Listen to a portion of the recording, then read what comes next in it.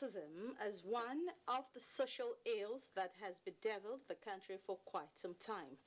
It has become so bad that primary school pupils are reportedly getting initiated into the evil practice.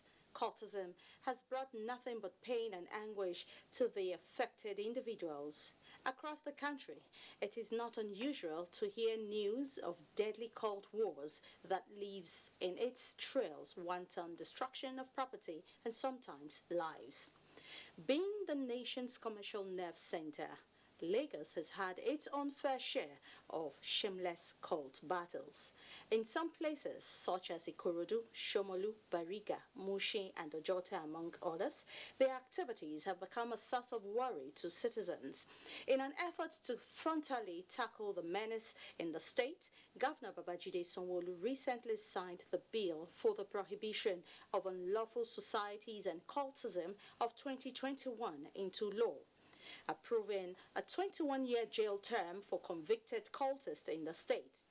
The new law also sought to make parents to show more interest in the upbringing of their children and wards and ensure they do not become a burden to the society. How effective is the enforcement of this law in taming the menace of cultism in the state? Is the society doing enough in addressing the scourge? These and more pertinent issues will be discussed in Panorama today, coming to you live from the Lagos Network Center of the Nigerian Television Authority. I am Adeola Komi-Akere.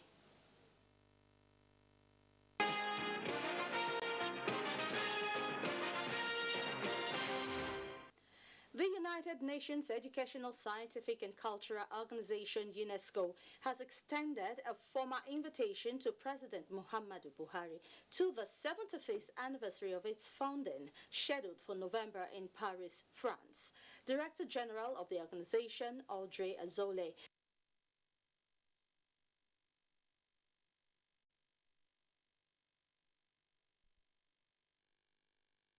Apologize for that break in transmission. It's due to a technical hitch. The First Lady of Nigeria, Aisha Buhari, and the United Nations Educational, Scientific and Cultural Organization, UNESCO, are seeking to scale up intervention aimed at improving girl-child education and the education of other less privileged children in line with Sustainable Development Goals. This was part of the outcome of the meeting between the First Lady of Nigeria and the Director General of UNESCO, Audrey Azoulay. State House correspondent Aliu Kabir reports. The Director General of the United Nations Educational, Scientific and Cultural Organization, UNESCO, was on a courtesy call on the First Lady at the sideline of the 33rd International Coordinating Council of UNESCO Man and the Biosphere program currently taking place in Abuja. The First Lady has told the DG on the giant stride of the Future Assured program under the Aisha Buhari Foundation, particularly the tremendous success in the areas of improving the education, health and the general well-being of women and children.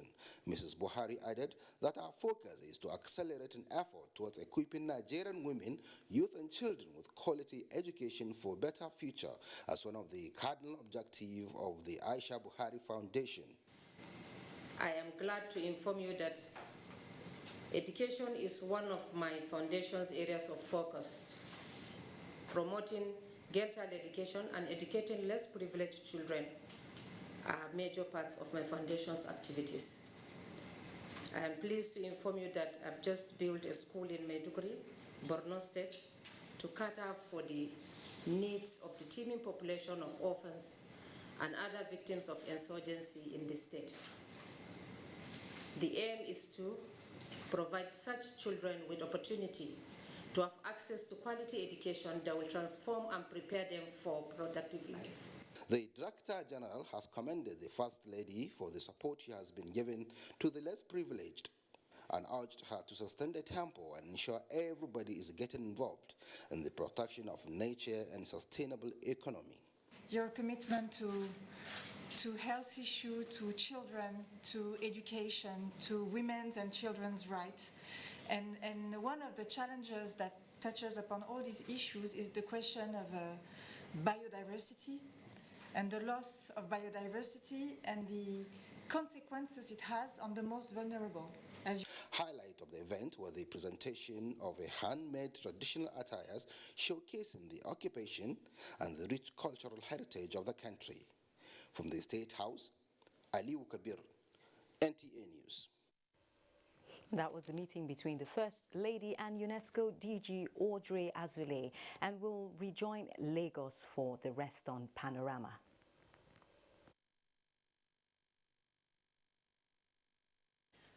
President Muhammadu Buhari Monday evening granted audience to his Sierra Leonean counterpart, President Julius Maada Bio. State House correspondent Adamu Sambo reports that the Sierra Leonean president is in Abuja on a two-day private visit. The two leaders met behind closed doors for about 1 hour, but details of their discussions were not made public. The last formal engagement between President Muhammadu Buhari and the Sierra Leonean leader was in September 2019 on the margins of the UN General Assembly in New York. The Director General of UNESCO, Audrey Azoulay, is in Abuja for the 33rd session of the International Coordinating Council of the Man and the Biosphere Program. She was in the State House to formally invite President Muhammadu Buhari for the 75th anniversary celebration of the organization in the French capital Paris in November this year. So honored to have you. Okay. I'll talk to the ambassador, to your foreign minister, but it would be an honor to have you. President Buhari and the UNESCO team had earlier discussed ways and means of enhancing the highly beneficial relationship between Nigeria and the UN organ. Records show that UNESCO has been committed to ensuring everyone's access to quality education, preserving cultural and natural heritage, protecting equal respect for all cultures and freedom of expression as a fundamental right and a necessary condition for democracy. Nigeria joined UNESCO in November 1960, becoming its 58th member state. It has 10 World Heritage Sites in the country, with Sukur Cultural Landscape in Adamawa State as the first landmark to be inscribed in 1999. The UNESCO Director General was accompanied to the State House by Nigeria's ambassador and permanent delegate to the organization, Dr. Hajo Sani. From the State House, Adamu Sambo, NTA News. The president of the African Development Bank Group, Dr. Akinwumi Adesina, has received the Leadership Person of the Year award from the Leadership Newspaper Group in Nigeria. Vice President Yemi Oshibajo presented the award to Dr. Adesina, which was given in recognition of his impeccable public service record and extraordinary accomplishment in driving the growth and development of the African Development Bank Group.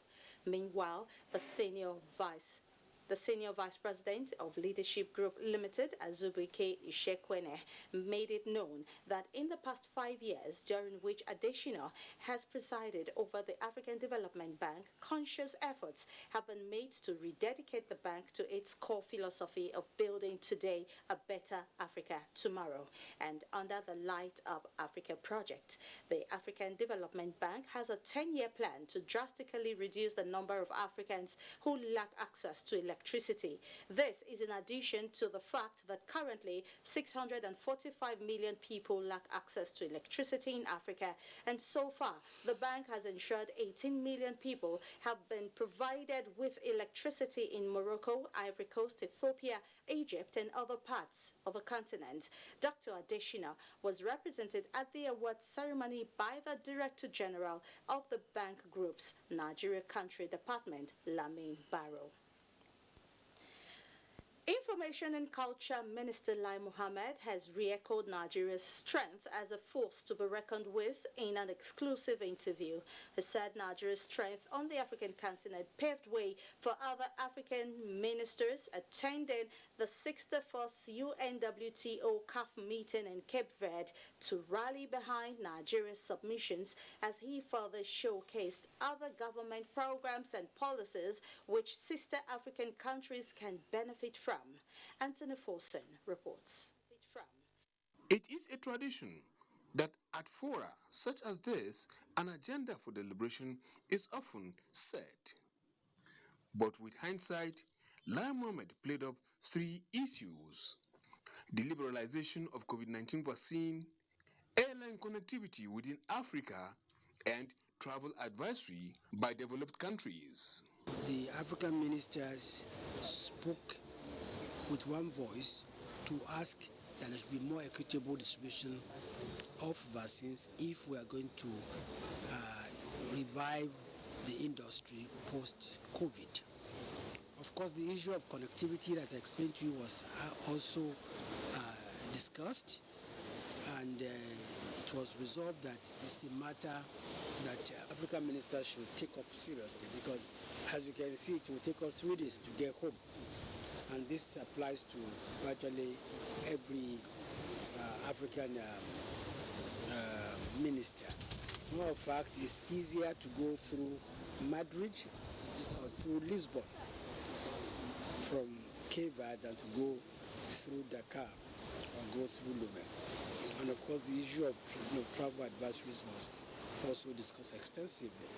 The second day was devoted really to investments, and we had many investors and many investing companies that came to Sao Island to see how they can invest in the tourism industry of the various countries. Nigeria's creative industry, which is a strong selling point, was also played up. We're talking about our music, we're talking about our films, we're talking about our architecture, we're talking about our museums. And here I was able to engage several prospective investors to come and invest, especially in production, in channels, and also in content development.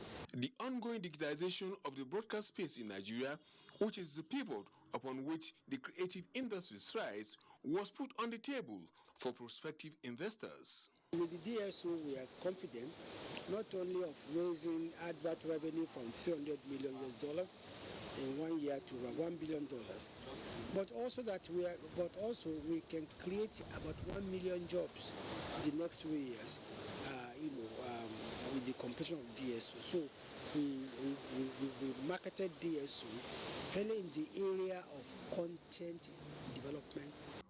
Anthony Forson, NTA News. The Kogi state government has urged its citizens and other well-meaning Nigerians to volunteer useful information that will ensure the apprehension of the masterminds of the attack on Kaba Custodial Center by unidentified men. A statement signed by the State Commissioner for Information, Kingsley Femi Ifonwo, indicated that Governor Yahaya Bello expressed confidence on the ability of the security operatives to unmask the perpetrators of the attack. While affirming that many inmates have been rearrested, he said some have come back on their own volition.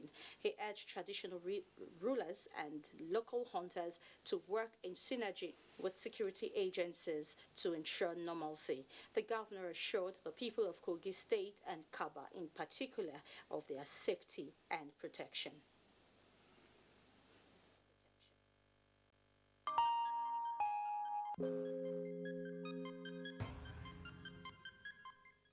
The Presidential Steering Committee on COVID-19 says it is a criminal offense for any citizen to engage in selling or buying of COVID-19 vaccination cards. This is coming on the heels of reports that some persons who don't want to be vaccinated are inducing some health officials to procure the vaccination cards. Mitaire Ikme reports. Efforts are ongoing to implement the policy on vaccine mandate for all federal public servants. This is to ensure safety in the workplace and at home. Ahead of the federal government's plan to implement the Operation Show Your Vaccination Card policy, there are already attempts to cut corners on COVID-19 vaccination. We have received reports of people trying to procure cards from health workers. These reports are being investigated, and anyone found wanting will be prosecuted.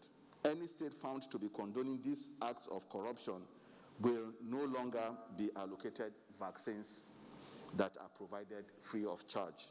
Vaccine mandate options being considered by the PSC in consultation with state governments include whether to compel citizens to show their vaccination cards for access to public places or get them to produce a negative COVID-19 test result on weekly or daily basis. Nigeria has been lucky with the relatively low impact of COVID-19 so far, and we need to keep our preparedness optimal. Concerning school resumption, the NCDC says it is ready to assist schools that show interest with kits for testing and case detection. We also now have rapid antigen tests that we can test the whole school community in a single day and give every student a result in 15 minutes. Meanwhile, Nigeria has removed India from its list of restricted countries following improvement in the COVID-19 situation in the Asian country. In Abuja, Mitaire Ikben, NTA News. Now, the latest figures from the Nigerian Center for Disease Control shows that there are 387 new cases of COVID-19 from 16 states of the Federation, including the FCT. As at the 13th of September 2021.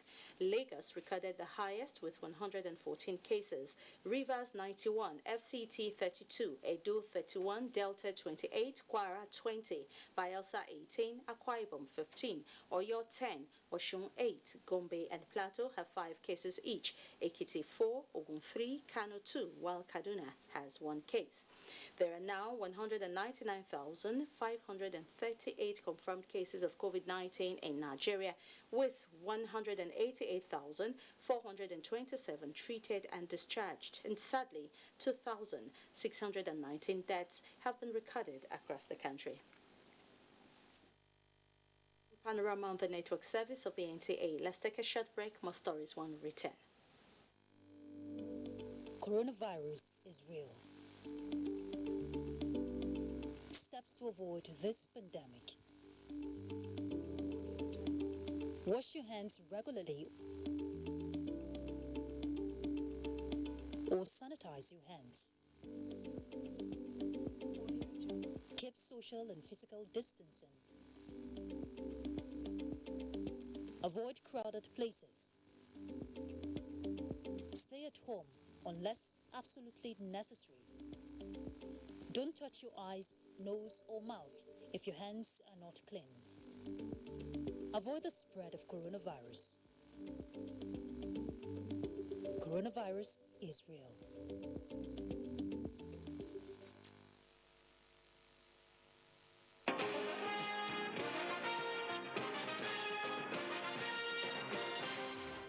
Thank you for staying with us.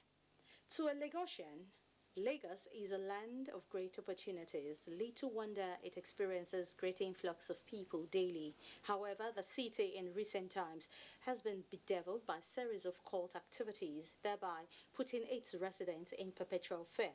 Annie Daniels has details. Ojota is a very popular part of Lagos. Every visitor into Lagos by road will surely go through Ojota, thereby making the area a business hub. However, the area in recent times has been in the news for the wrong reasons as a result of cult activities. We just hear, they start to hear gong, we don't know how they get the gong. 12-year-old Michael is not oblivious of cult activities in Ojota.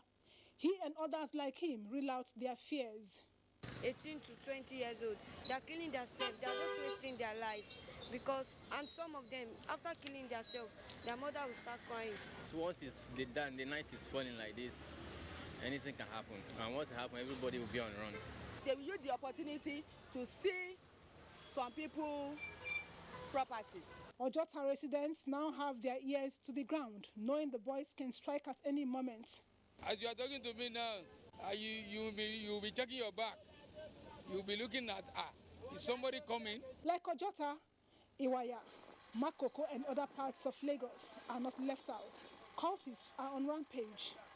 We don't normally sleep well because every day, every night, we just hear some guns. Most of them came outside in this neighborhood to commit.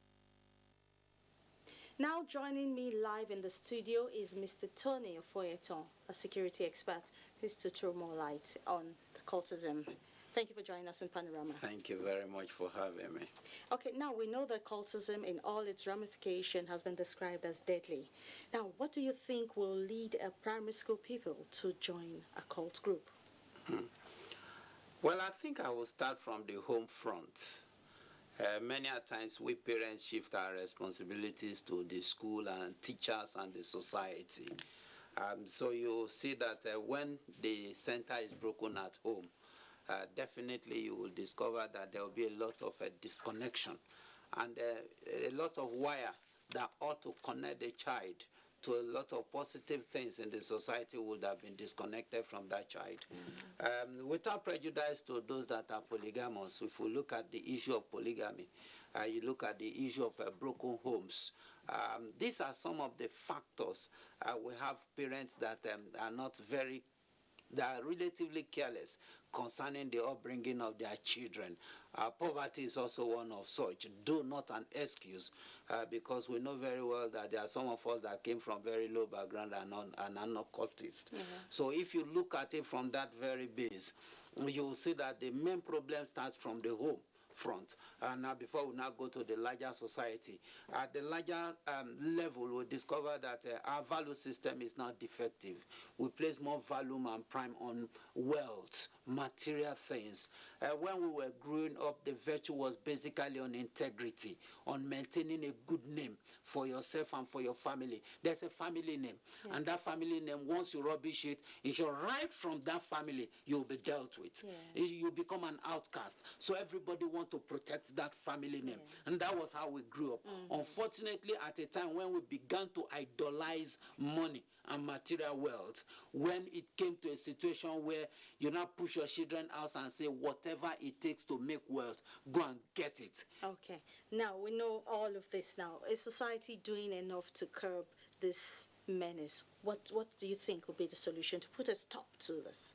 I think, well, the first thing is let us understand the fact that as it is now, it's a major pandemic. And if it's a major pandemic, then all hands must be on deck, right from the family level, from the government. The government itself must be very deliberate. There are signs and symptoms. There are even, things you see, you know that this child is most likely disconnected from the true reality of being a good child, let me put it like that. Now, if you look at a child who ordinarily is not old enough to do some things, doing it, smoking, drinking, dressing in specific ways, withdrawing to himself or herself, look at the group of people that child moves with, then you know that these are telltale signs. At parental level, at government level, there are hideouts that are very conspicuous. They are not hidden. It's just that the government should now make up its mind whether to deal with those places or not. There are hotspots. They have a place they gather. Yes. So if you are able to watch those places and you are able to apprehend them and you are able to make a scapegoat out of them, but such scapegoat should be such that is reparatory, not destructive. I think this would really go a long way in helping the situation. Okay, Doctor, before I let you go, just recently the Lagos State government passed into law a bill, against cultism. So it's 21-year jail term, and even their parents who know that their children are in cults, still have their own, should I say, punishment? Yes. Do you think the enforcement and implementation of this will do anything good? Well, except for the fact that maybe we don't have much time on this program. I would have wanted us to look at what is the definition of cultism. Now, that will now come to whether that law is implementable. Because it will shock you that at times, those that ought to implement the law are even members of cults. So at times, if we look at this thing in a holistic manner, then we ask, what is the true definition of cultism in contradistinction to association and all those stuff like that? Because if you ask me, 21-year jail time is not a legislation that should really help when it comes to street cultism and all those stuff like that. But it's a good thing that we are getting started. Whether it can be implemented is a different ballgame. Thank you so much, Dr. Tony Ofoyeton. It's my pleasure. Time will not afford us to talk more on this, but we thank you for sharing your thoughts with us. It's my pleasure. Thanks for having me. This is still Panorama. We'll take sports updates.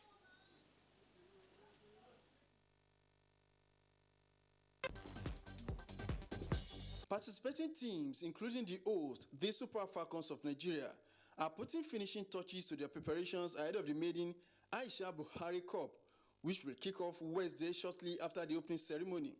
The Falcons will take on the female Eagles of Mali in the opening match at the Mobolaji Johnson Arena, Lagos, at 4 p.m. It's been about playing Ghana in the first round in October.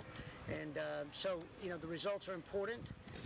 They're not everything, but I think obviously every time we step on the field, we want to win. We're just going to play our own football, play our own style of game, try to enjoy ourselves and try to make sure we improve because that's what we want to achieve. In another news, the group stages of the UEFA Champions League kick off Tuesday. Manchester City will take on Leipzig, Liverpool against AC Milan on Wednesday, while Barcelona lock arms with Bayern Munich on Tuesday. Same for Chelsea, that will entertain Zenit St. Petersburg, among other matches. Similarly, the Europa Cup fixtures slated for Wednesday and Thursday show that Leicester City takes on Napoli, Olympiacos will trade tackles with Antwerp as PSV confronts Real Sociedad. In volleyball, Cameroon takes on Tunisia in the final match of the ongoing CAVB Men's Nations Cup in Kigali, Rwanda, Tuesday at the Kigali Arena. Cameroon beat at fighting Morocco 3-2 to reach the final, while Tunisia triumphed over Egypt 3-1. Cameroon and Tunisia. And that's Panorama. I came to you from the Lagos Network Center of the Nigerian Television Authority. I am Adeola Komiakere.